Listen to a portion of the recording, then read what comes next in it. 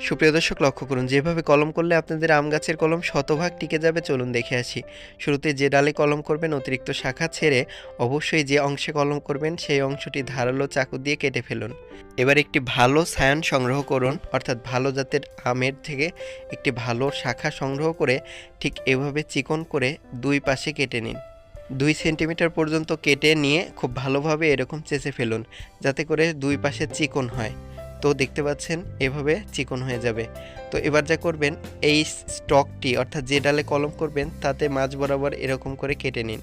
এবার এর মধ্যে এই সায়নটিকে সুন্দরভাবে সংযুক্ত করে ফেলুন। দেখতে পাবেন সুন্দরভাবে এঁটে গেছে, তাহলে বুঝবেন সঠিকভাবে কম্বিনেশন হয়েছে। তো দেখতে পাচ্ছেন এবার একটি পলিথিন স্ট্রিপ দিয়ে খুব সুন্দর করে এটাকে পেঁচিয়ে ফেলুন। টাইট করে পেঁচাবেন এবং একটি পলিথিন দিয়ে অবশ্যই এটাকে ঢেকে দিতে হবে। এবার ঢেকে দেওয়া হয়ে গেলে অবশ্যই একটি সুতা দিয়ে বেঁধে দিন। হয়ে গেল কলম। এবার কিছুদিন পর দেখতে